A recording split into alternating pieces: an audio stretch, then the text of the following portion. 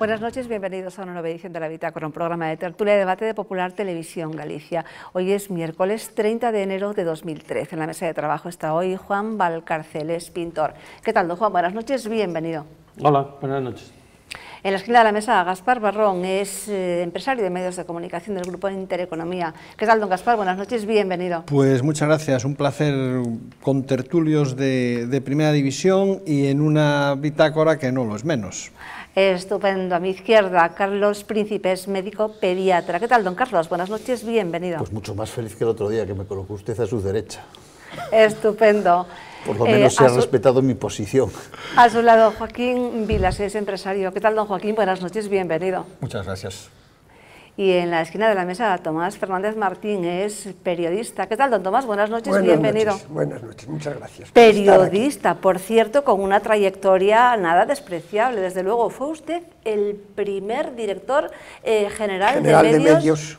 Sí, de la Xunta, de la primerísima Xunta. Fue el que puso en marcha la radio galega y la televisión galega, ¿no? Eso nos tocó, entre otras cosas. Ajá. Pero sí, sí. ¿Y qué recuerda de aquel tiempo, así brevemente? Pues que fue una hermosísima aventura de un proyecto en el que muy poca gente creía y que al final se fue consolidando. Y yo hoy, ese eslogan que hubo en algún tiempo de Televisión de Galicia, ANOSA, creo que así es un poco en la percepción de la opinión pública, es nuestra televisión, que si un día llegara a faltar, a ser privatizada o al ser recortada sensiblemente, la gente lo sentiría, pierde algo de sí. Esta mañana el Congreso de los Diputados tuvo lugar la sesión de control. Se reclamaba que Mariano Rajoy hablara sobre la corrupción y hablaron él y la oposición. Vemos un intercambio de opiniones entre Mariano Rajoy y Rubalcaba. También hubo tiempo para hablar de otras cuestiones de sanidad, pero salió a colación el tema polémico de los kamikazes. Nuevamente, gobierno y oposición se echaban en cara el tema de los indultos. Usted tiene un problema de corrupción en su partido que afecta a comunidades autónomas, ayuntamientos y afecta también a decenas de responsables políticos. Yo le pido, señor Rajoy, que como presidente del partido actúe usted con contundencia, actúe usted con celeridad y actúe usted con ejemplaridad. Contundencia, celeridad y ejemplaridad. Eso le pido, señor Rajoy. Muchas gracias, señor presidente. Muchas gracias, señor Pérez Rubalcaba. Bien, la pregunta está formulada en términos muy genéricos. España efectivamente tiene sus problemas. Me voy a referir fundamentalmente a los temas económicos. Estoy de acuerdo en lo que usted ha dicho con la corrupción y no se me ocurre otra cosa que hacerle la misma recomendación que me ha hecho usted a mí. Sobre los acuerdos, yo siempre estoy dispuesto, pero siempre que he presentado aquí reformas estructurales importantes, me he llevado una respuesta, que es el no total y absoluto del Partido Socialista Obrero Español. Si quieren rectificar y llegar a entendimientos, a su disposición estoy. Muchas gracias. Muchas gracias, señor presidente. ¿Por qué concedió este indulto con los informes en contra de la Audiencia de la Fiscalía? ¿Por qué solo 10 meses de prisión cuando el delito es de máxima gravedad? ¿Por qué ha tramitado con esta inusual rapidez? ¿Por qué 13 años se convierten en 4.200 euros? ¿Por qué, ministro, tiene algo que ver con que el despacho que ha tramitado este indulto es un despacho ligado a familiares directos suyos y también a dirigentes del Partido Popular? El despacho donde trabajan los abogados, le puedo asegurar que es una cosa que no figura en los expedientes de indulto. Ni este ministro lo conocía, ni en este ni en ningún caso.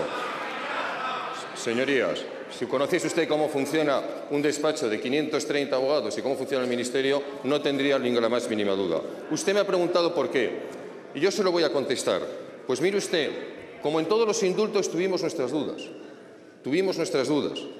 pero entonces lo que hicimos fue ver qué es lo que se había hecho antes. Y sí, y entonces yo me fui al último indulto que por un delito de seguridad vial se había concedido. Y fue concedido el 16 de septiembre del año 2011, pocos meses antes de que el Gobierno, presidido por don José Luis Rodríguez Zapatero, abandonase sus responsabilidades. Y encontré unas coincidencias, señor diputado, las encontré. En primer lugar, los dos delitos eran por seguridad vial. La condena, en el caso primero, 12 años y 6 meses, 13 años en el segundo. En tercer lugar, conducción kamikaze, los dos. Las consecuencias, desgraciadamente, los dos, resultado de muerte. Y las dos alegaciones para petición en indulto, epilepsia de los afectados. Diferencias, que la epilepsia que nosotros ha motivado nuestro indulto fue acreditada por el Servicio Público de Salud, que en el caso de nuestro indulto, a diferencia del otro, no conducía bajo los efectos del alcohol y por último, que en el caso anterior había un antecedente de delito contra la seguridad vial. Ustedes nos marcaron el camino. Bien, pues aquí tenemos dos temas para debatir. Tomen ustedes la palabra quien quiera y por donde quieran. Usted, por ejemplo. Muy brevemente, ¿no? A mí lo que me parece es que el Parlamento está autista. ¿Autista? Sí, autista es que las élites políticas del país hablan de las cosas y se tiran a la cara cosas que a los ciudadanos no nos resuelven nada, ¿no? Es decir, estamos en el y tú más, yo indulté a un kamikaze, tú más, tú tienes a Bárcenas, tú tuviste Filesa. Yo creo que lo que necesitamos es una regeneración de la vida política, un cambio. Eso supone un cambio de discurso, pero supone también un cambio de paradigma, ¿no? Hay que introducir limitación de mandatos, cambiar ley electoral, cambiar la ley de partidos y cambiar la ley de financiación. Y eso me temo que estos señores no lo van a ser capaces de hacer. ¿Se cambia desde dentro o desde fuera? Siempre tiene que cambiarse desde dentro. Yo reconozco que soy un enamorado de la democracia representativa y por lo tanto creo que lo que hay que hacer, los países tienen los dirigentes en democracia que quieren, no los que se merecen. Entonces la culpa de que ellos estén ahí es de los millones de ciudadanos que los votan. Y de los ciudadanos que no presentan una alternativa diferente. Entonces, hay mucho que largar en las cafeterías, pero hay que dar la batalla. Es decir, esto hay que cambiarlo y la única forma de cambiarlo es ganando las elecciones, es decir, democráticamente, no montando más ruido, ¿no? Ahora, tal como están, hablan de sus problemas y no resuelven nada. Un mes para esperar esto es un chiste, ¿no? O sea, yo estoy de acuerdo con el doctor Príncipe y el y tú más, eso no tiene sentido. Aquí se esperaba que se hablara de Bárcenas, no se habló, pero que se hablara directamente, o sea, y esto es lo que aleja de alguna forma a los ciudadanos de la política. Por eso hay crispación, por eso, en fin, después de ver estas declaraciones de uno y de otro, pues decimos, bueno, ¿y esto qué? Si ya lo sabemos, o sea, si ya sabemos, Gallardón, por ejemplo, Gallardón, ya vamos a adelantarlo, Gallardón está amortizado en el Partido Popular. Gallardón, esperemos que en un X tiempo haya una crisis de gobierno y Gallardón tendrá que desaparecer. ¿Por qué? Porque ya está amortizado. Decir, pero para siempre, ¿no? Ni como sucesor de nada ni de nadie, ¿no? Nada. Además ha sido una maniobra magníficamente orquestada, que no vamos a contar ahora. ¿Le han puesto en la pira entonces? Bueno, pues muy fácil, lo vamos a resumir. Vamos a ver, forma de sacarse a Gallardón del medio era colocarlo de ministro. Y de esa manera, a partir de ahí, lo sacas de toda la actividad política de partido, que es en donde ya no está, y a partir de ese momento te lo quitas del medio. Fue para mí una maniobra magistral del gallego Mariano Rajoy. Lo mejor que hizo. El partido no sé si lo sabe llevar bien o no, pero eso cuando el enfrentamiento entre Esperanza Aguirre y él era patente, latente, era una cuestión ya diaria, por no decir de horas, dijo, bueno, ¿quieres ser ministro? Vas a ser ministro, ¿no? Y a partir de ahí le ha dejado hacer y a partir de ahí pues veremos que en cualquier momento remodelación de gobierno y Gallardón pasa a mejor historia. Y no soy yo quien lo diga, sino son gentes del Partido Popular que también están un poco hasta las narices de Alberto Ruiz Gallardón. Desde luego, si es jugada maquiavélica, sí es. Don Tomás, ¿cómo vio la sesión de control del Congreso? He de decir que las sesiones de control no me gustan nada. Entre otras cosas, tal como se están desarrollando. Primero, se tocan Pero los usted temas. tampoco era partidario de un pleno extraordinario donde se hablara de la corrupción abundantemente y profundamente. Que hagan, diríamos, lo que quieran al respecto. Yo me refiero a las sesiones de control, pero no por esta, sino siempre. Son sesiones de control donde se tocan temas muy por encima, entre otras cosas, porque solo hay 3 minutos de réplica o hay 3 minutos de intervención. Es decir, que ningún tema se puede tocar a fondo. Y que en el Congreso se negocian antes, ¿eh? Bueno, sí, puede ser. Encima, bueno, claro. Luego ocurre también otra cosa para mí importante, que es el reflejo de esas sesiones de control en los medios de comunicación. En televisión, por ejemplo. Pues al final, ¿qué es lo que dan las televisiones? Las cadenas, normalmente. Pues la parte más hiriente la parte gráfica, la parte un poco chusca o la parte, diríamos, ingeniosa.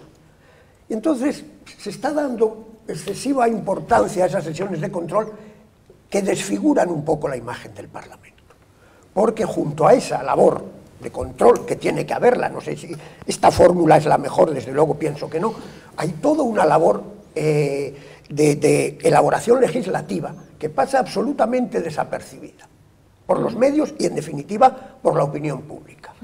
Yo, por ejemplo, soy lector, no digo que habitual, pero frecuente, como periodista, de los diarios de sesiones del Congreso, tanto de plenos como de comisiones, y claro, dices tú, cualquier parecido con la imagen que se da es pura coincidencia. O sea, hay una labor importante de elaboración legislativa que pasa muy desapercibida, como digo.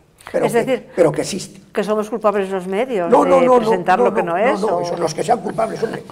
Mientras los diputados dependan del dedazo, sí, o las diputadas, y no dependan de sus electores, es decir, o nos vamos a un modelo británico o francés, donde ligamos la representación política a los ciudadanos, por encima de los aparatos, y donde el señor, para defender una ley o no, o al modelo americano, me da igual, cualquier modelo, pero donde no dependas de que te lleves bien con el de Ferraz. Si aquí hay que, con perdón, ponerse de rodillas y decirle a los de Ferraz o a los de Génova que te llevas bien.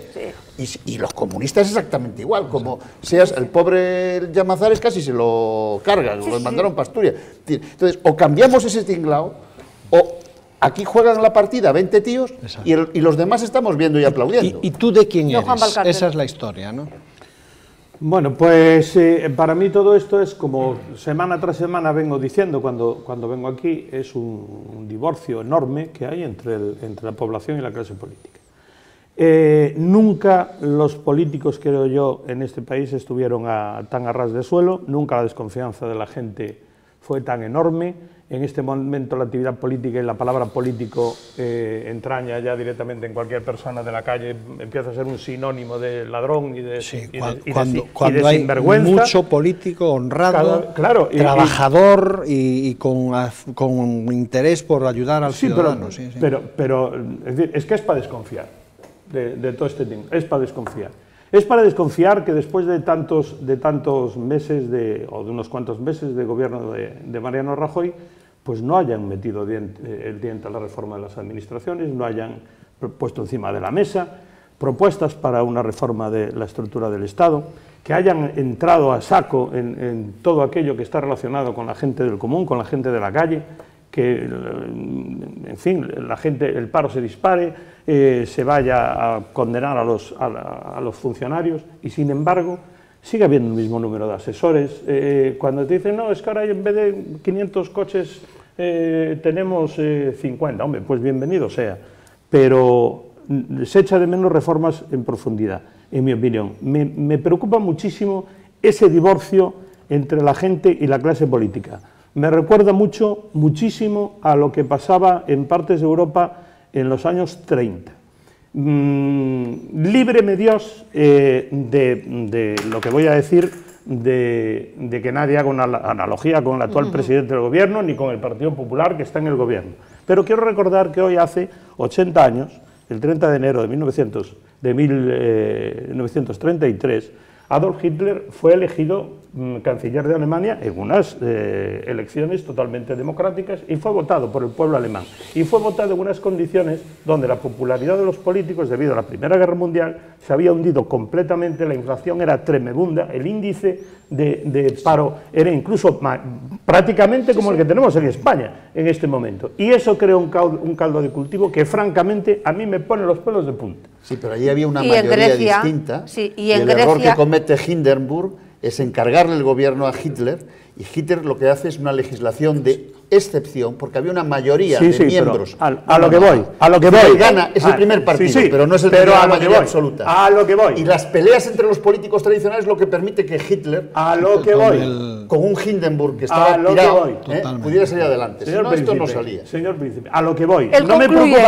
No me preocupa tanto eso, porque yo no estoy comparando para nada a Adolf Hitler con Mariano Rajoy, sino esta sensación de desesperación que hay, que me parece de desencanto general y de rumbo perdido que existe en la sociedad española, similar, creo yo, a la que había en la sociedad alemana, y que puede hacer que en un momento dado llegue alguien que diga, quietos, esto lo arreglo yo. Claro. Eso es el miedo que tengo. Claro. Eso es el miedo que tengo. Entendido perfectamente, y bueno, hay que tener en cuenta el dato siguiente, y es que en Grecia uno de los partidos nazis, realmente la Golden Dawn, la Amanecer Dorado, cuenta con el 17% de apoyo de los ciudadanos. Y Le Pen ha sacado el 19%. Sí.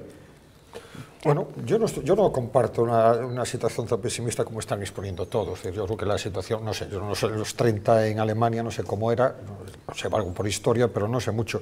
Pero yo no creo que la situación sea aquí.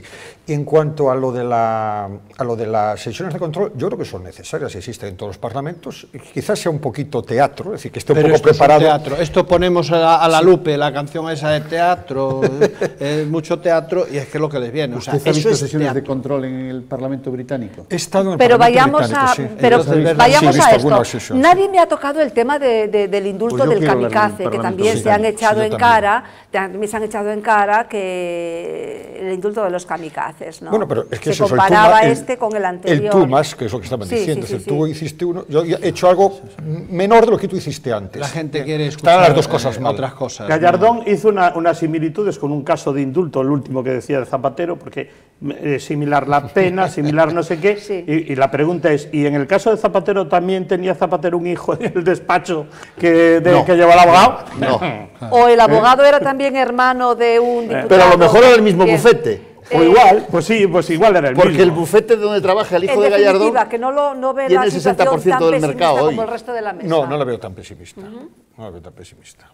Yo es que creo que si nos ponemos tan pesimistas, al final, digamos, es una profecía autocumplida. Es decir, yo creo que hay que ser optimista en la situación. La verdad que no hay muchos elementos, a lo mejor, para ser optimista. Es decir, estamos hablando de la corrupción, de este tipo de cosas. ¿Por qué serlo entonces? ¿Qué? ¿Por qué serlo entonces? ¿Cuáles son los elementos para ser optimista? Porque el ser humano, la humanidad siempre quiere vivir. Sí.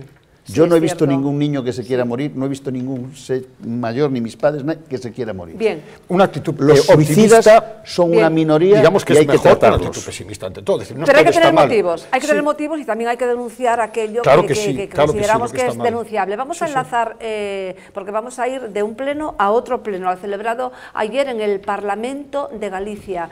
Bueno, pues se ausentaron todos los diputados de la oposición, excepto los portavoces. Están en contra de la nueva medida adoptada por la presidenta Pilar Rojo de vetar o de ser ella misma quien elija a los invitados que deben asistir a la tribuna. No sé qué empiece usted ya que pues vamos a ver, esto de los invitados yo creo que no me gusta. Es decir, ahora hablaba el señor príncipe del Parlamento de Westminster en Londres. Yo he estado allí en algunas sesiones, he estado tanto en la Cámara de los Comunes como en la Cámara de los Lores. Y allí hay una cola pública que cualquiera que vaya y se pone en la cola y entra. Es decir, no hace falta llevar ni invitación de un partido ni del presidente.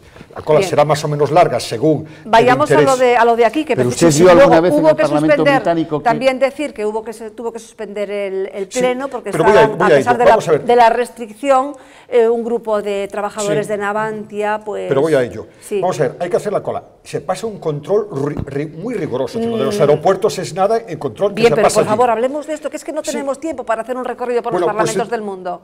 Bien, pero digo que cualquier persona entra allí. Ahora, pues hay un control allí en la tribuna que nadie puede respirar más alto de lo que sea. Es decir, el que vaya ahí al Parlamento, es decir, los que tienen que hablar y los que tienen que protestar son los parlamentarios. Los demás somos espectadores de la democracia que está allí. Los demás calladitos viendo lo que ocurre. Es decir, a mí me parece indignante. Hoy, esta mañana, también ha tenido que suspenderse el pleno del Ayuntamiento de Vigo por la que han protestado el gente y demás, con lo cual es bastante habitual en Vigo que suele haber bastantes protestas. Cuando había un alcalde normal, que era yo, a mí me han tirado, movidos por gente del PP, con una famosa empacadora, que es la que existe, y tengo razón, ¿sabe lo que hacía yo? Seguía el pleno. Porque lo que no puedes permitir es que una minoría te bloquee. Entonces te vas para adentro, y el problema que tiene Caballero hoy es que no tenía que haber levantado el pleno el otro día, y tiene miedo del bloque. Pues unos imbéciles los del PP, porque si el bloque no le vota a Caballero, lo que tiene que hacer el PP, si es un partido que quiere gobernar algún día Vigo, es decir, oiga, mire usted, yo me abstengo para que usted saque los presupuestos, para que se vea clara la componente entre usted y el bloque, porque el bloque ahora está en una competencia desleal con AGE a ver quién es más rojo.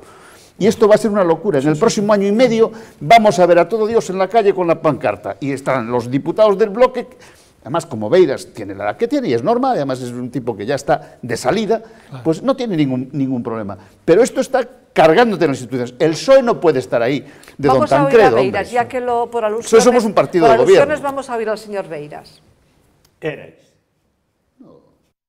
Os cidadáns que están fora son tan cidadáns como vostede e como calquera de nós. Teñen os mesmos dereitos que vostede e calquera de nós. E ademais son os que detentan a soberanía popular e os que votaron e nos elexiron a todos e cada un dos membros desta Cámara, sexan do Partido Popular, do Grupo Socialista, do BNG ou da AGE. A falta de respeto aos cidadáns é inconmensurable.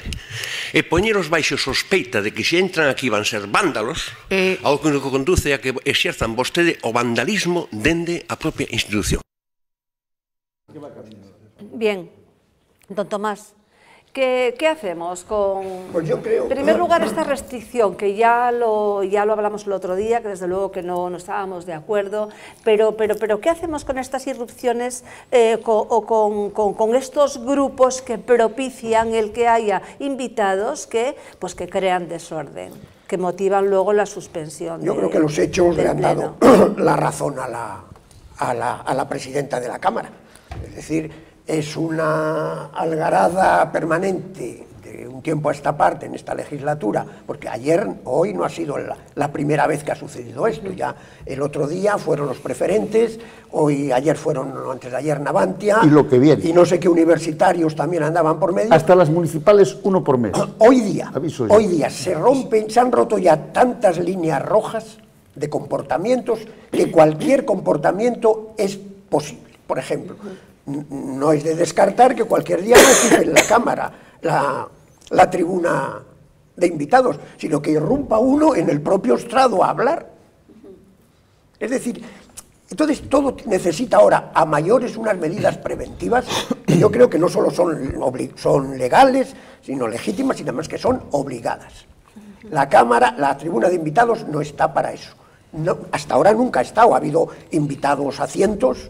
La gente se ha limitado a escuchar, como mucho alguna pequeña admonición, si ha habido algún aplauso, algún cartel, pero poco más. Pero es que ahora, y no solo es eso, los propios diputados, de una parte de ellos, son los que están todo el día cambiándose de camiseta, subiendo a las tribunas, y no sé qué, no sé cuánto. Pero bien, le voy a decir más. En Vigo, desde el año 93, en el Reglamento de Participación Ciudadana, cualquier ciudadano, salvo que se llame Carlos González Príncipe, que he pedido 2 veces dirigirme al Pleno y ni me han contestado, una por el tema de la medalla de la ciudad al señor Galloso y otra por el tema de recurrir la valoración del FROP, cualquier ciudadano que lo pida, la Junta de Portavoces le puede autorizar. Esos 3 colectivos, que están muy ligados a AGE además, y al bloque, tienen todo el derecho, piden la comparecencia, van al Pleno, se sientan ahí y dicen: mire usted, señor Caballero, hace muy mal recortando los 5 tíos de seguridad del marco. Y si el señor Caballero lo puede solucionar, si el bloque tiene solución para eso, el bloque en los presupuestos le dice: Caballero, tienes que volver a poner los 5 de seguridad más lo de la limpieza y tal. Lo que pasa que no queremos esa solución. Es decir, se le cayó el micro. Se le cayó el micro. Pero no la voz. La voz no, lo que pasa es que algunos me querrán callar, lo que pasa es que no se le oye. No es conspiración esto, no es conspiración ni mucho menos. Yo no soy Pedro J. Bien. Le digo que en Vigo hay el derecho a hablar. Bueno, la gente se puede ir. Lo que tú no puedes es secuestrar la voluntad popular. La democracia representativa es un sistema fatal. Bueno, ¿qué hacemos? Pero es el único que funciona. Todos los demás funcionan bastante peor.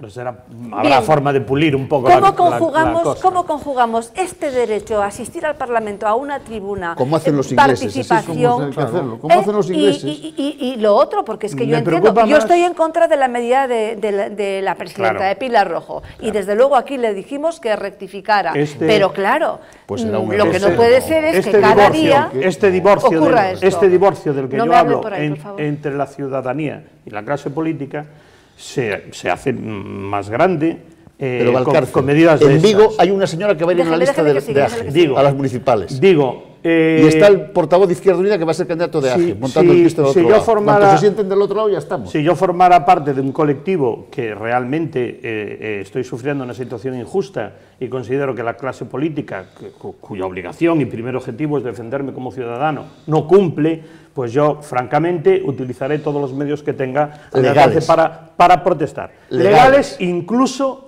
rayando la ilegalidad. No, pues yo esos no. Ahora bien.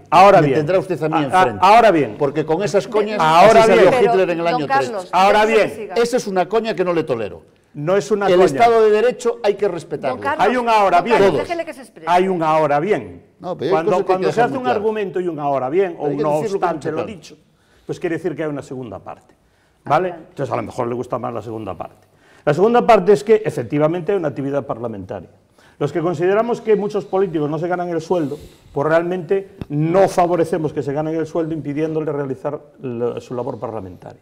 Entonces, mi problema es cómo conjugar, cómo pueden conjugarse ambas cosas.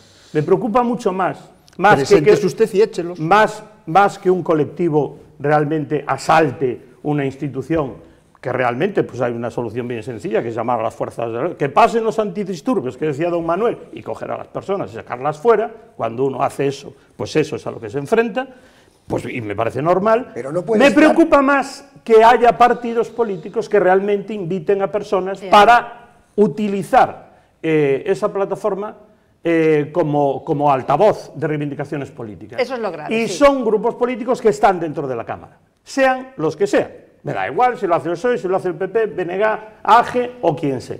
Entonces, ahí, a mí me lo hacía el PP en pues debería... Eso es lo que yo considero eso es lo que yo considero intolerable. No que la gente proteste incluso rayando la ilegalidad, sino que los propios políticos que tienen que defender la actividad parlamentaria utilicen ese marco para dar cauce a la agresividad o la válvula de escape de los ciudadanos que sufren situaciones injustas. Vale. Ese es mi no obstante. Todo esto hace muchos años que pasa. Recordemos en tiempo de Aznar, los representantes de No a la Guerra y los de la CEJA, Pilar Bardén and Company, que bueno, pues que también reventaban las sesiones parlamentarias en Madrid. Don Gaspar, ¿qué hacemos? ¿Tienen que ser los grupos políticos, deben hacerse responsables de los invitados? Claro. Tienen que tener responsabilidad civil y penal. ¿Qué es lo que se han negado precisamente a reventar un pleno es un delito. Si partimos de esa base, ya partimos de algo importante. Un periodista tiene una responsabilidad, pues un invitado tiene que tener una responsabilidad. Y si el invitado es de un partido, tiene que ser el partido el que se haga responsable de ese invitado. ¿Qué está ocurriendo? Bueno, pues primero que se van a vivir más situaciones como esta, pero esto ya no es de ahora, lo dijimos cuando empezamos a ver los movimientos en Grecia, lo dijimos aquí en la bitácora, esto no va a parar. ¿Qué demuestra? Que los ciudadanos están lejos de la política, que hay un reflejo absoluto de crispación. Y lo más importante, los parlamentos con estas decisiones de Pilar Rojo y demás ya se están blindando, porque es Pilar Rojo, pero Canarias hace 6 meses que lo hace. Y la Asamblea de Madrid La Asamblea de Madrid exactamente igual. En Cataluña, por ejemplo, que yo estuve hace poco, hay el Parlamento, lo que es el Parlamento en sí, el Parlamento es pequeñito, entonces hay una sala lateral en donde los invitados pues siguen el por pleno. Vídeo. Por vídeo, efectivamente. Eso es lo que pasa en Cataluña. Y bueno, en Navarra pues hace 6 meses también que están cortando la entrada. Pero Valcárcel no quieren verlo por vídeo. Lo que quieren tirarte los tomates como nos tiraban los chicos del PP. Gobierno y Partido Socialista llegan a un acuerdo para dar salida al tema de las preferentes. Se va a crear una comisión de seguimiento. Hay quien opina que esto es una cortina de humo que no va a solucionar nada. Oímos las palabras de Valeriano Gómez. Pero la parte más importante del acuerdo es precisamente la que se dirige a fijar las condiciones que tendría en este arbitraje. El acuerdo prescribe que cuando, fruto del arbitraje, se constate que ha habido un proceso de comercialización engañosa, deficiente, por parte de la entidad financiera correspondiente, en ese caso, el suscriptor de una participación preferente no tendría quita. Se respetaría, por consiguiente, el valor nominal de su inversión, cuando se constate, insisto, que esa comercialización ha sido, en ese proceso, ha sido objeto de engaño por parte de la entidad financiera, o de comercialización. Don Carlos Príncipe, que veo que tiene ganas de hablar. Yo no sé, me gustaría ver esto como positivo, como que qué bien, pero yo sin embargo no consigo verlo. Pues no consigo pues verlo. Yo se lo voy a explicar muy claramente. Con el sistema de arbitraje aproximadamente... A ver, los estudios estadísticos que hay, que aproximadamente entre un 30 y un 35% de la gente que compró preferentes, vamos a poner un caso, el señor Guerra, sí, que fue consellero de la Xunta, no puede ser objeto de arbitraje, porque es un hombre que sabe los riesgos del mercado. Si decidió meter 48.000 euros o 50.000 al 7,5, tal. Pero la señora que trabaja en mi casa, Esther Alves de Acuña, que le vendieron subordinada en el año 2002 al 2%, 9.000 euros, es para fusilarlo, porque son los ahorros de su vida. Entonces, la señora Alves de Acuña debe ser objeto de arbitraje y debe devolverse dinero porque fue estafada, y el señor Guerra, como era un inversor, se equivocó. Pero hay un término medio, que no es ni la señora que es analfabeta. No, pero hay gente que compró, hay gente que fue avariciosa. Es decir, un tío universitario, yo no compré preferentes, yo he perdido dinero en bolsa, pero he invertido en bolsa. Yeah. ¿Usted qué quiere que le diga? ¿Por qué compré las acciones del Santander, que las he comprado a 12 euros y ahora están a 6? Será un problema mío, o usted me lo va a pagar. Es diferente, es totalmente diferente. Yo le digo a usted, cómo se plantea el acuerdo del PP va a permitir a un 70% de la gente iletrada, los menores, los que era fruto de un seguro, toda esa gente va a cobrar y es una buena solución. Lo que me molesta es que mis compañeros y los señores del PP, en el mismo, como lo van a hacer por decreto ley, que metan una cosa, y es que pidan responsabilidad civil, pecuniaria y penal a los dirigentes de los consejos de administración que autorizaron eso y a los señores del Banco de España y de la Comisión Nacional del Mercado de Valores que miraron para el aire. Porque no puede ser que esto nos va a costar otra vez otros 6.000, 7.000 millones, tenemos ahí de preferentes, que vamos a pagar los que estamos aquí y los 40 millones de españoles que están fuera, y el señor Galloso se va a quedar con los 20 y tantos kilos en la carretera de Cabo Estay, no sé si me entiendes. Y los demás que no son Méndez Galloso. va a seguir disfrutando las... Claro. Yo eso no lo puedo tolerar, yo quiero que esa gente la devuelvan, pero los responsables no se pueden ir de rositas. Que si yo penalmente. me equivoco y su hijo tiene una meningitis, no le diagnostico, usted me lleva al juzgado y me pueden pedir 3, 4, 5 años y puedo perder mi carrera. Aquí hay algunos que han arrasado con la vida de mucha gente. A usted le salvaría el corporativismo médico, que nunca se llega a nada tampoco. Sí, yo creo que por lo visto parece que quieren ampliar a toda España lo que ya se está haciendo aquí en Galicia de los arbitrajes, que parece ser que en otras entidades no lo hacían, bueno, lo cual es positivo, ¿no? Bueno, pero aquí sabes que lo hacían las propias entidades, que era una chapuza, porque era la propia entidad la que decidía. O sea, que si hay algo positivo, lo que dice el doctor Príncipe, es que ahora por lo menos eso ya desaparece. Aquí era la propia Caixa la que te aceptaba. La que te aceptaba, vamos, o sea... Bueno, bien, pero ha habido casos de que la gente ha cobrado. De todas maneras, por una causa o por unos, los que las vendieron, por causa de otros, los que las compraron, al final vamos a pagarlo entre todos. Sí, y la verdad es que, como dice el señor Príncipe, que el que invierte en bolsa y puede ganar o puede perder, pues lo ha perdido. Ahora, por ejemplo, ayer el Banco Gallego resulta que el capital lo han Pero puesto no a cero. creamos confusión, esto no es como invertir en bolsa, esto se ha dicho desde el principio que era un producto tóxico. Sí, pero de todas maneras es que querer jugar a la lotería con el reintegro. Yo he puesto dos ejemplos. El señor Guerra no puede cobrar, la señora Esther Alves de Acuña o el parado de Moaña que tuvo un accidente de tráfico, le dieron 48.000, ese tiene que cobrar porque no sabía lo que compraba. Ahora, el señor Guerra y el doctor González Príncipe o el doctor... que hay algún doctor Martínez no sé cuánto, los doctores tenemos que saber dónde metemos el dinero. Pertenecen ustedes digamos, al grupo de la excepción. Don Tomás. Para que vea que no soy corporativista. Veremos a ver cómo funciona realmente, como todas las cosas. La intención, en principio, es buena y sobre todo porque yo creo que lo que pretende esa comisión es trazar un perfil de clientes y clientes, como decía el doctor Príncipe. Bien, porque hay gente que se dejó embaucar, entró en ese negocio por el 7 o el 14% de interés que tenía. Sabía qué riesgo asumía. Ahora había otra gente, como tú vas a una entidad bancaria y te dice... Tomás, a la señora que trabaja en mi casa, que yo me enteré 10 años después, porque me lo dijo este verano llorando, se la vendieron en el año 2002 al interés del 2% y la engañaron dándole una cartilla de ahorro. Yo he visto una cartilla de ahorro. Sí, don Tomás, continúa. Que también dentro de este tema, yo creo que también hay que señalar que ha habido altos responsables de los consejos de administración de las cajas, que ni aconsejaban ni administraban, pero sí cobraban, y que ahora, desde las diputaciones provinciales, me estoy hablando de la Diputación de La Coruña, con el señor Fernández Moreda, se pone a exigir responsabilidades cuando él lo ha tenido Fue vicepresidente. Vicepresidente, Bueno, sí, sí. Gaspar. Pero este sí se enteraría, porque Por era eso digo, economista, por eso Moreda digo. este tenía título. Y fue elegido por su Blanco a lo experiencia. mejor no se enteraba, pero Moreda era titulado. Fue elegido Don por su Gaspar. experiencia económica. La cuestión es importante, este paso es muy importante, porque creo que es necesario salir de ese pozo de la incertidumbre en la que llevamos meses y meses y meses. Después, por otra parte, están las asociaciones de consumidores, que cada una va también defendiendo su palo, pero dentro de todo el organigrama que se ha montado con este digamos, tinglado de las preferentes, la composición, por ejemplo, se va a complementar con las consejerías autonómicas, con lo cual da un cierto apoyo a todo esto, ¿no? Creo que es positivo, por lo menos ya se ha dado un paso más para evitar, por lo que decíamos hace unos segundos, ¿no? Que aquí nadie sepa nada y lo más importante, dividir el que sabía, y eso con una buena comisión se sabe, el que sabe y el que no sabe en dónde estaba invirtiendo. Yo tengo amigos que sabían Yo es y de tengo lo que no otros me que no fío tenían mucho, ni que idea. que tengas que demostrar que te han engañado. Pues mira, pues vamos en a ver. Eso no tengo ninguna Si confianza, es muy la fácil. verdad. Si, No por ejemplo, tenían que tener todos lo que se llama el test de idoneidad. Justo. La inmensa mayoría no tienen el test de idoneidad o está falsificado, confirma que no es de ellos, con lo cual cualquier perito puede decir que la señora no firmó eso, porque se hicieron los test de idoneidad ahora, cuando se descubrió el paso. Desde luego, el primer paso es saber quiénes tenían conocimiento y quiénes Esta es una salida positiva para la gente normal. La gente normal con esto gana. Y los listillos palman. Los listillos tienen que palmar. Don Juan Valcárcel.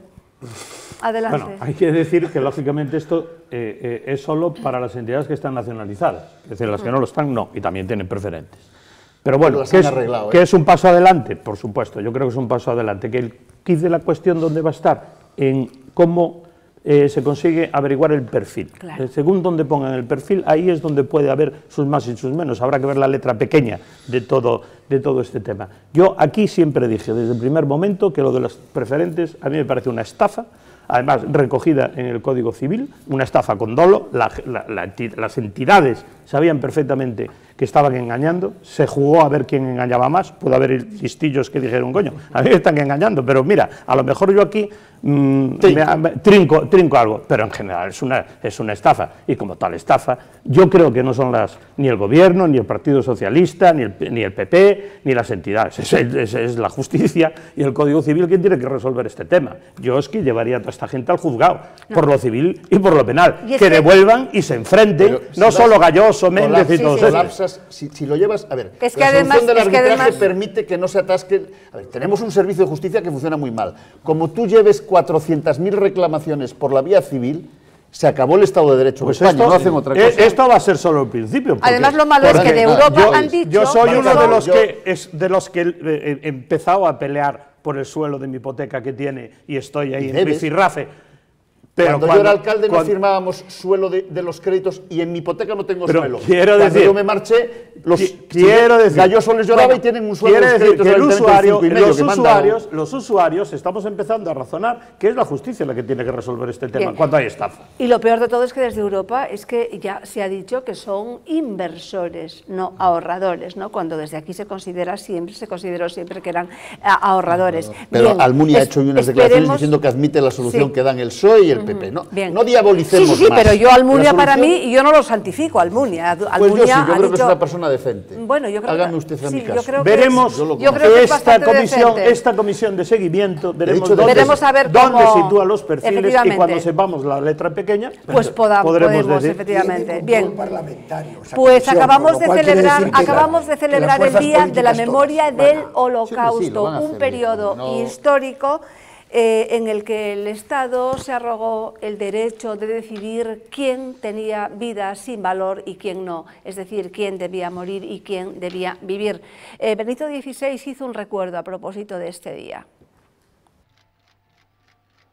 Durante el Ángelus, Benedicto XVI lanzó desde la ventana de su estudio 2 palomas como símbolo de la paz en el Día Internacional en memoria de las víctimas del Holocausto. Miles de personas escucharon el homenaje del Papa a las 6 millones de víctimas de la dictadura nazi.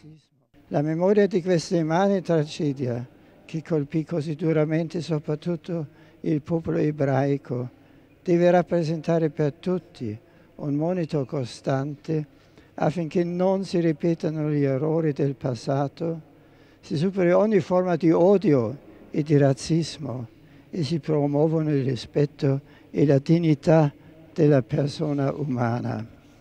Tras la oración del Ángelus, Benedicto XVI lanzó 2 palomas blancas como símbolo de la paz. El Papa también habló sobre la importancia de dedicar el domingo a la familia y a Dios. Dijo que la oración estrecha los lazos de las personas con Dios y les permite alimentar su fe y aplicar las enseñanzas de Cristo a la vida cotidiana. Bien, el Holocausto.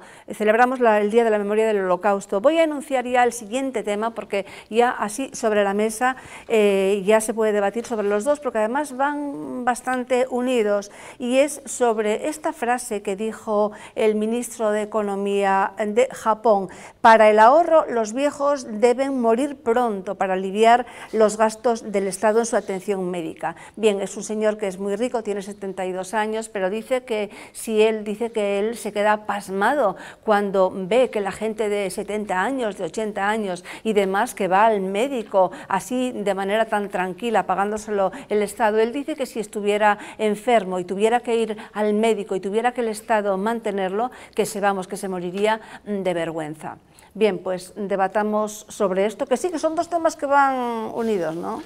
El Holocausto. Vamos a ver.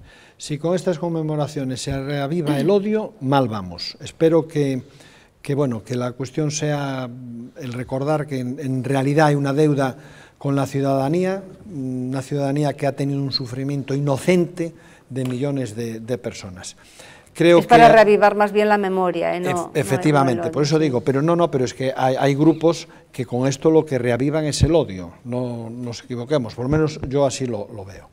Creo que es una noble exigencia para que estos crímenes sirvan ya definitivamente para que nunca más se puedan volver a repetir. O sea, esto está claro que, bueno, ahí está, ¿no? Y ya, hilando con lo del japonés, pues que en las redes sociales ya no le llaman taro, le llaman taraoaso, ¿no? De taro ya lo han convertido en taraoaso. Solo me hago una pregunta. ¿Será una clara alusión a la eutanasia? Claro. Esa es la historia. Entonces, bueno, por otra parte, si nos vamos a las cifras, en 2010 más de 4 millones de japoneses vivían solos o solas. Y bueno, esos datos pues hacen que este hombre, pues por una parte pueda divagar, por otra, pues tenga su particular visión de cómo debe pasar un ser humano sus últimos años. Yo desde luego no soy partidario. No, es que lo malo de esto es que alguien lanza un pensamiento y siempre hay alguien que lo concreta y que lo ejecuta, claro, ¿no? y que lo ejecuta y que lo pone en marcha. Claro, y el gran peligro hoy en día pues es la eutanasia, el aborto para los niños y la eutanasia para los viejos. En Japón hay que recordar que el 25% de la población tiene más de 65 años. También es una... Sí. Como Galicia. Que dentro de poco vamos a estar nosotros también. Don Juan Valcárcel. Bueno, pues lo de la memoria del Holocausto a mí me parece bien para recordar, única y exclusivamente. Me parece injusto que solamente se conmemore, por decirlo así, lo que es el exterminio judío y no solamente judío, porque entre los 5 y 6 millones de desaparecidos, represaliados, asesinados, había gitanos, homosexuales y un montón de gente. Pero conviene recordar no solamente esos 5 o 6 millones de personas, la mayoría indefensos, sino también todas aquellas personas que murieron durante un periodo trágico de la historia de Europa. Por ejemplo, hay poca gente que sabe que en la batalla de Stalingrado, cuando el 6º Cuerpo de Ejército alemán quedó rodeado por los rusos y tuvo que rendirse, se rindieron 91.000 alemanes. La mayoría no eran nazis, eran soldados alemanes. De los 91.000 alemanes, 86.000 murieron en campos de concentración rusos antes de terminar la Segunda Guerra Mundial. Solamente 5.000 pudieron regresar a Alemania y no pudieron hacerlo antes del año 55. Es decir, eso es un genocidio. ¿Vale? Claro. Yo he hecho una exposición en Hannover, que dicen ellos, y en el ayuntamiento de Hannover tienen 2 maquetas, hay una escalinata, a la izquierda y a la derecha hay 2 maquetas enormes de cómo era Hannover antes del bombardeo de los aliados y después del bombardeo de los aliados. Mete miedo ver aquello. Es una población, pues a lo mejor como Santiago, más grande que San Diego, completamente arrasada. Esos bombardeos en Manta que hicieron los aliados con la intención de doblegar al régimen nazi para acabar la guerra. Solamente las 2 bombas lanzadas por los americanos en Japón, pues de un plumazo borraron la vida de 500.000 personas. Sí. Todo eso es el holocausto, por lo menos para mí. Lo que dice este hombre, no tienes el Taro Aso, pues no tiene, es que no tiene ni pies ni cabeza. El hombre es ministro de Finanzas y viceprimer ministro. No, si esa es la forma en que quiere acabar con, quiere decir, resolver los problemas económicos del país, pues entonces matará a los parados, matará a los funcionarios, a los pensionistas, así claro. He ahí por qué es tan peligroso y por qué estas 2 noticias las he puesto unidas, ¿no? Yo quiero pedir de todas formas perdón porque es un poco casi frivolidad querer tratar el tema del holocausto, de las grandes masacres en 2, 3 minutos que tenemos, ¿no? Pero bueno, procuraremos ahondar en otro momento. Lo que debemos recordar es que lo imprescindible es que no haya guerra. Sí, luego yo quiero decir otra cosa. Sino la guerra. Sí, vamos a ver, en esta situación del holocausto vemos que unas personas, pocas, decidían sobre la vida y la muerte de millones de personas, ¿no? Hoy día, pues a lo mejor con el paralelismo que hay, tenemos que también hay unas personas, no tan pocas, pero sí otras más, que deciden sobre la vida y la muerte, por ejemplo, de los niños no nacidos con el aborto o de las personas mayores antes de morir, ¿no? En este caso, con temas económicos, que ya ha habido alguna más, ¿no? Es decir, que parece que en un país europeo, que la sanidad también se negaba a ciertas personas que ya tenían cierta edad y tal, ya atenderlas, ¿no? Entonces es un peligro bastante grave. Y en Estados Unidos, en la crisis del 2022, también se implementó pues la eugenesia y la eutanasia, pero en los barrios pobres, sobre todo, pero como un bien social. Ya, pero eso es lo malo, que hay unas personas que deciden sobre la vida y la muerte de otras. Y yo creo que eso es un problema grave que dentro de unas generaciones nos mirarán con horror a lo que está ocurriendo ahora en comienzos del siglo XXI. Sí, otro Nuremberg es posible. Sí, don Carlos. Vamos a ver, yo empiezo por el final, por el tema de los abuelos, de los seres humanos mayores. El riesgo que hay en una sociedad es que se pierdan los valores fundamentales. Cuando se pierden los valores fundamentales, todo es posible. Como yo respeto la vida y como respeto a los seres humanos, no estoy de acuerdo con las fórmulas que permiten el exterminio. Pero, ligándolo con el tema del holocausto, ¿cómo se llama eso? Al final es el totalitarismo, cuando tú quieres imponer tu forma de pensar a los demás. Y no debes imponer, yo creo que hay que hacer un canto al respeto por la diferencia y al respeto por la vida. Yo soy médico, cuando hicimos el juramento hipocrático, cuando terminé mi carrera, hace de esto 33 años ya, el primer deber que hacemos es primum non nocere, primero no hacer daño. Entonces, si todos los seres humanos, lo primero que hiciéramos es no hacer daño al vecino, nos iría a todos mejor. Pero como hay algunos vecinos que a pesar de eso quieren hacer daño, entonces yo ahí defiendo la guerra. Es decir, el que nos quiera hacer daño al totalitario hay que combatirlo primero con la palabra y después con la fuerza. Yo, por ejemplo, creo que hay guerras justas. ¿Es justificado ese bombardeo que él decía de Hannover? Yo no, para poner fin a... Pero es que para que llegáramos a Hannover hubo antes unos gilipollas de franceses y de ingleses que dejaron hacer el ensayo típico en Guernica. Claro. No sé si me entiende lo que quiero decir. Hay mucha leyenda con los estucas, ¿no? Con los estucas. Primer bombardeo en Manta masivo para comprobar cuántas toneladas de bomba hacían falta por metro cuadrado para eliminar una población. Pero que se manipuló mucho porque... No se manipuló, desapareció. Guernica desapareció. Guernica desapareció. Y el gobierno de Monsieur Daladier y el gobierno del señor Eden se fumaron. Si fueron además tan traidores que fueron al Pacto de Múnich y entregaron Checoslovaquia, y al ogro, por mucho que le des de comer, el ogro hay que matarlo. Bueno, pero ahí lo maximizó mucho la izquierda. Y ahí menos mal que hubo un país que se llama Estados Unidos de América del Norte, y hubo un hombre que se llama Churchill, que tuvieron el valor de sacar adelante la civilización occidental. Si no, hoy se habrían repartido entre dos lobos, dos asesinos en masa, como Stalin y Hitler, el mundo. Don Tomás. Cuando hace ahora 7 años las Naciones Unidas declararon este 27 de enero como Día del Holocausto, como un recuerdo de que ese día había sido liberado Auschwitz, el mayor campo de concentración, dijo aquello de que había que aprender las enseñanzas de esta atrocidad sin igual. Y es cierto, el Holocausto en pequeña escala o en gran escala, como decía Juan, atrocidad sin igual. Yo, sin embargo, en línea con lo que me parece que aquí decía el compañero, soy en ese sentido optimista. Que yo estoy en esa línea también. En el futuro de la sociedad, y yo creo que el tema de las grandes guerras y de las enormes atrocidades en el mundo civilizado, eso es página pasada. Sí, pero que no volverá a repetirse. Con el movimiento pacifista de debilidad, lo que permiten es que los autoritarios se suban. Pero Saddam Hussein creyó que iba gratis la cosa. Pero que conviene recordar. Bin Laden cree que va gratis. Digo, que conviene recordar, ciertamente. No, pero si usted no está dispuesto a defender sus valores, también a usted lo matan. Exacto. No sé si me estoy explicando claramente. Yo no quiero matar, yo no hice ni la mili.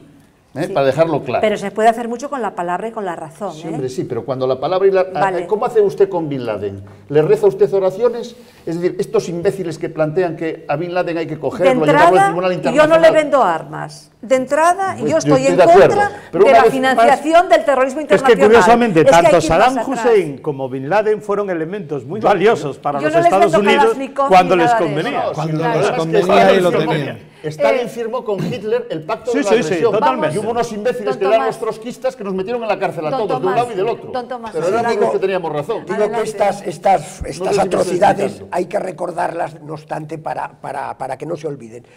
Pero yo creo que el mundo occidental está muy concienciado de esa negra página de la historia.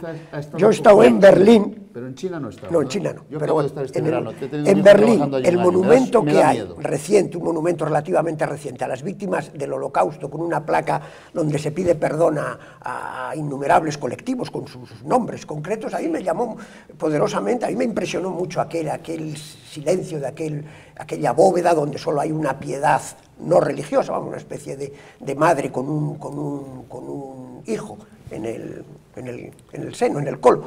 Y entonces yo creo que esa conciencia de que esto no puede volver a repetirse, esa conciencia existe, por lo menos aquí en nuestro pero entorno, en otras partes del mundo, en nuestro mundo civilizado. Bien, sí, estamos recordando el Holocausto. Yo quería decir a este respecto lo siguiente, que en efecto no solamente fue los quemados de los hornos crematorios de gitanos, de turcos, de republicanos españoles, o sea, de toda esta gente, ¿no? Comunistas, sino que sacerdotes, se llegó que no se dicen, pero hubo muchos sacerdotes. Se llegó a dejar morir de hambre y de frío a los viejos. Efectivamente, estaban atravesando una etapa económica de mucha penuria. E incluso se publicaban, yo no la tengo aquí, pero tengo una revista especializada donde se salía una leyenda que decía, ¿para qué se van a gastar 40.000 marcos al año en vidas, por ejemplo, como el señor de la Silla? Y bueno, pues había un tullido, ¿no? Y esto, todo, pues el pueblo llegó a interiorizarlo, ¿no? Sobre todo, una cosa que me preocupa a mí mucho es que estamos practicando nazismo hoy en día, aunque luego el doctor Montes te ponga una demanda y la gane porque alguien le llama nazi en una tertulia, ¿no? Hoy en día se está practicando la eutanasia en muchísimos países, a veces legal, las leyes de muerte digna son un paso para ello, se está practicando el aborto y estos son prácticas realmente nazis, aunque los abortistas y los partidarios de la eutanasia no quieran oír este calificativo de nazi. Y sobre todo una cosa que me preocupa mucho es el desarrollo de las leyes, y es que todo lo que se hizo en Alemania fue de acuerdo a la mayor legalidad, con unas leyes, que lo dijimos aquí en alguna ocasión, excelentemente redactadas por especialistas, los mejores médicos, los mejores psiquiatras, los mejores genetistas, que fueron los que le dieron realmente el apoyo a Hitler, ¿no? Hitler no hubiera podido llevar a cabo el programa de exterminio si no hubiera sido apoyado por todo esto y por estas leyes. No, Hitler no hubiera podido llevar a cabo el programa de exterminio si no hubiera dado un golpe de Estado con el incendio del Reichstag, del que se acusa a un agente provocador comunista de la Tercera Internacional.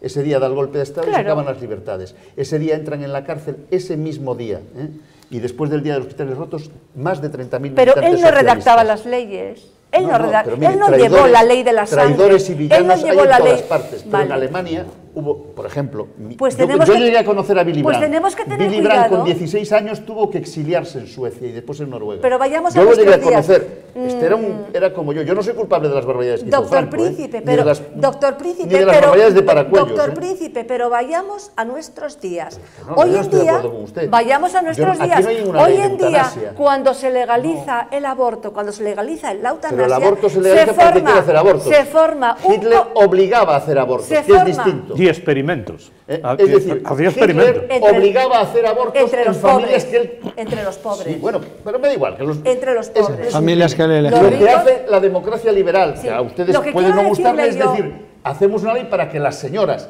que quieran libremente abortar, que aborten, y las que no quieren abortar, que no aborten. Es un disparate Y hay médicos, oigan, yo no he hecho abortos, pero hay gente que tiene derecho a hacerlos. ¿Por qué no? Yo no estoy dispuesto a asistir a nadie en la muerte. Es una perversión de la ley. Cuando la ley te autoriza a que vamos a ver, mates aquí no hay legalmente... de eutanasia. Aquí si usted dice en sus últimas, se llama las últimas voluntades, si usted dice que no quiere que a usted le metan en la UCI a partir de los 90 años... Perdone, lo que eso lo dice usted cuando es joven. Y eso no es eutanasia. Eso lo dice usted cuando es joven. Eso no es eutanasia. He dicho que se llama muerte asistida. Entonces usted le dice, yo no quiero... No, es diferente. Mire usted, yo tengo un padre de 90 años al que quiero mucho. Sí. El día que le llame, como decía, que llame la parca a su puerta. La semana pasada he estado enfermo, yo he estado yendo con él al hospital y demás. Yo no quiero meter a mi padre en una UCI. Mi padre el otro día decía, vamos al hospital. Y dije, papá, llevarte al hospital a urgencias es matarte. Prefiero ir mañana por la mañana porque si no te vas a coger una sobreinfección. Es decir, oiga, no es verdad. No se pueden decir estas cosas así con esta alegría que dice usted. No es verdad. ¿Me dice a mí? Sí, que yo creo Perdona, que... yo no digo cosas con alegría. No, pero las digo el muy tema de la bien muerte... pensadas. No, pero yo no estoy de acuerdo Mire, yo no estoy por la muerte las digo asistida. tan bien pensadas. Bueno, que pero yo es más, respeto su opinión, pero usted no me puede decir que porque yo defiendo que el aborto sea legal, yo estoy matando a... Yo no obligué a nadie a abortar, ni he hecho abortos. Es matar a un ser humano. Primero, yo no he hecho abortos. Pues es Segundo, matar a un ser humano. Otra cosa es que hayamos transformado en nuestra sociedad relativista, que hayamos transformado un delito en un derecho. Por eso yo quiero aterrizar hoy con las leyes nazis. Pues me parece muy bien, pero las leyes nazis no son las que tienen las democracias liberales. Y ellos, se equivoca usted, ellos mataban en virtud de que había una ley excelentemente promulgada, o sea, en virtud de la legalidad. No eran ilegales. Ellos tenían unas leyes de eugenesia, ilegalidades. Que querían seleccionar los tipos más fuertes. Yo nunca defenderé eso. De eugenesia y de eutanasia. Por eso aquí, cuidado con las leyes, porque cuando nos plantean una ley siempre nos presentan a un comité de expertos pues que nos van a decir, pues efectivamente, ya sabemos, para aprobar la ley de plazos lo que se hizo, sin debate, etcétera, etcétera. Bien, es una pincelada que quería dejar y que el nazismo lo estamos viviendo hoy en algunos aspectos. Yo quería decir dos cosas. Una, que soy firme partidario de la defensa de los derechos individuales de las personas, y considero que cada persona dentro de un marco legal tiene derecho a elegir. Eso por una parte. Eso es muy ambiguo. Es muy ambiguo.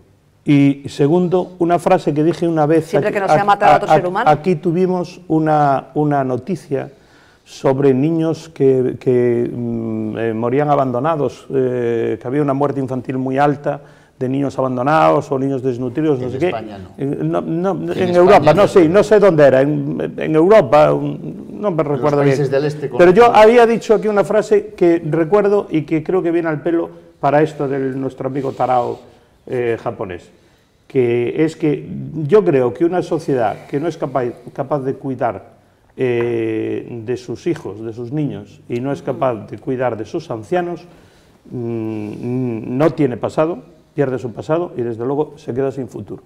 Eso es lo que yo pienso. Yo desde luego compro su idea, la suscribo, simplemente que yo añadiría de sus niños concebidos, porque la vida es vida desde el momento de la concepción hasta pues que sobreviene la muerte natural, no es la idea que tenemos, o sea, en general. Bien, pues hasta aquí el programa de hoy entonces. Don Juan Valcárcel, muchísimas gracias. Que el holocausto nos dejó así un poco... A vosotros, tenemos que hacer un monográfico. Tenemos que hacer un monográfico de cada tema. Pero porque pasamos de puntillas y realmente hay que entrar en fragor. Pero porque no me recuerda usted, pero si tenemos todavía la viñeta...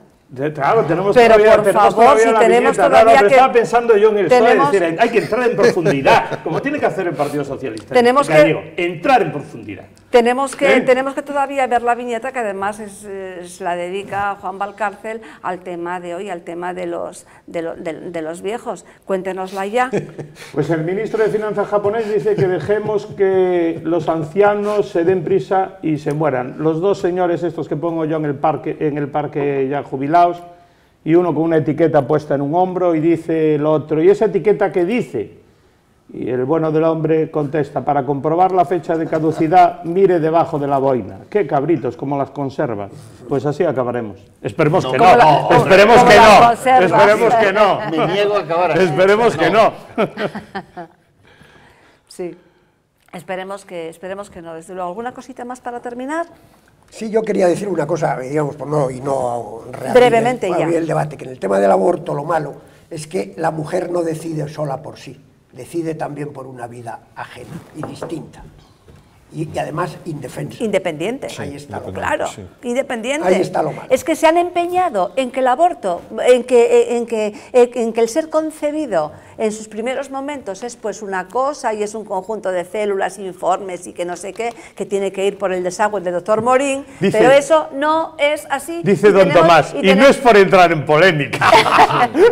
¿Qué forma de cerrar el programa? Y no es por entrar en polémica. Yo no voy a cambiar de opinión. Don Tomás, efectivamente, yo ya soy muy viejo. Efectivamente es entrar en polémica. Yo ya soy muy viejo. Por eso digo, por no reabrir el debate ahora. Don Tomás, tengo ya 55 años. Don Tomás, en efecto, Don Tomás, en efecto es entrar en polémica y de hecho los que defendemos la vida somos un poco tibios porque no nos atrevemos a defenderla todo lo que debiéramos, porque bueno, pues es más cómodo, cada uno haga lo que quiere y demás, si yo era por no reabrir un debate. Pero desde luego, pues lo reabres. Defendemos la vida desde el momento de la concepción hasta la muerte natural, por eso estamos en contra de todas las opiniones de estos señores. La vida, mujer. No nos dejes solos. Bien, pues hasta aquí, don Juan Valcárcel, muchísimas gracias. Casi nos vamos sin comentar la viñeta. Sí, casi. Don Gaspar Barrón, muchísimas gracias. Ha sido un placer y un saludo muy grande a cada día más oyentes, más telespectadores en La Coruña, con lo cual es un placer. La zona del Ventorrillo, la zona de la Torre de Hércules, la Parrillada, el Cazador, toda esa gente a esta hora, aunque haya fútbol, Avenida Los Mayos, que es donde yo me crié, Rogelio Carré, en esa zona también. Pues habrá que promocionar. Y también en Lugo, y en Orense, y en Pontevedra, norte de Portugal, El Bierzo, occidente de Asturias. No lo dirá por Vigo. Lo de norte de Portugal no lo dirá por Vigo. El Bierzo, occidente de Asturias. Ya ve cuando viene don Miguel Cancio, dice, saludos a Vegadeo, La Veiga, España, que nos ven, que tal, que cual. Sí. Pero de Galicia a La Coruña será la que lleve el número 1 de telespectadores de la Bitácora. Pues posiblemente. No tengas duda. No tengas duda. Don Carlos, muchísimas gracias. Muchas gracias. Aunque discrepemos sanamente. Yo no tengo ningún problema en discrepar. Don Joaquín, muchísimas gracias. Muchas gracias por la invitación. Don Tomás. Me gusta aquí. Muchas gracias y hasta otro ratito. Muchas gracias. Gracias a ustedes por acompañarnos un día más. Nos despedimos hasta el viernes, que tendremos nuestra entrevista a las 10:30 de la noche. Que sean felices.